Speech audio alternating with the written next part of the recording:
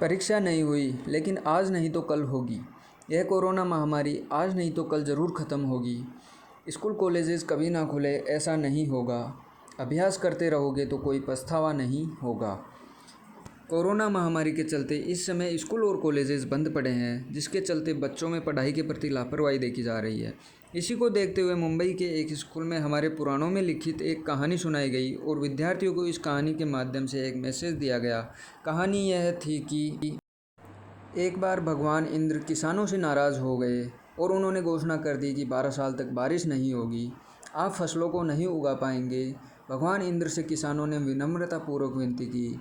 किसानों की विनती को देखते हुए इंद्र ने बड़ी चालाकी से बारिश न होने का सारा श्रेय भगवान शिव के ऊपर डाल दिया और कहा कि बारिश तभी संभव है जब भगवान शिव अपना डमरू बजाएंगे। लेकिन इंद्रदेव भगवान शिव के साथ पहले ही गुप्त रूप से चर्चा कर चुके थे और उनसे किसानों के साथ सहमत नहीं होने के भी अनुरोध कर चुके थे।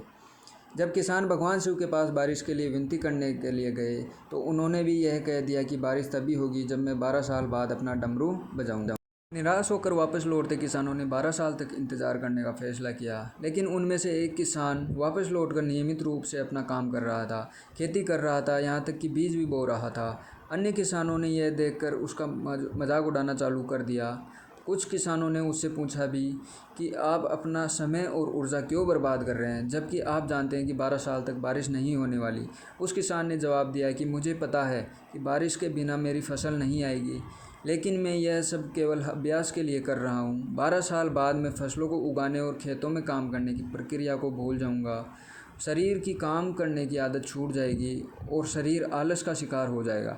इसीलिए मैं अभ्यास करता रहता हूँ कि जब 12 साल बाद बारिश होगी तो मुझे काम करने में कोई मुश्किल नहीं होगी। जब इस किसान की बात पार्वती जी को पता चली तो उन्होंने भी चिंतित होकर शिव जी से कहा, आप भी 12 साल बाद डमरू बजाना भूल सकते हैं। यह सुनकर भगवान शिव भी चिंतित हो गए, इसलिए कहीं वो डमरू बजाना भूल तो नहीं गए। इसकी जांच करने की सोची और अपना डमरू उठाकर बजाने की कोशिश करने लगे। कोशिश करते हुए जैसे ही डमरू से आवाज़ आई वैसे ही बारिश होने लगी और जो किसान नियमित रूप से अपना काम कर रहा था उस किसान का खेत फसलों से हरा भरा हो गया। लेकिन बाकी सभी बारिश का इंतज़ार करते किसानों को पछतावा हुआ, क्योंकि उन्होंने अभ्यास करना भी छोड़ दिया था। इसी तरह 2 सप्ताह बाद, 2 महीने बाद या 2 साल बाद लॉकडाउन समाप्त हो जाएगा, कोरोना महामारी भी ख़त्म हो जाएगी। इसी दौर में कोरोना महामारी ख़त्म होने का इंतज़ार करने से बेहतर है कि आप जिस कक्षा में हैं या जिस अगली कक्षा में जाने वाले हैं उसका अध्ययन करें। पुस्तकों का अध्ययन करके अपने कौशल को तेज़ करें। आपके पास जो ज्ञान है उसे और बढ़ाएं।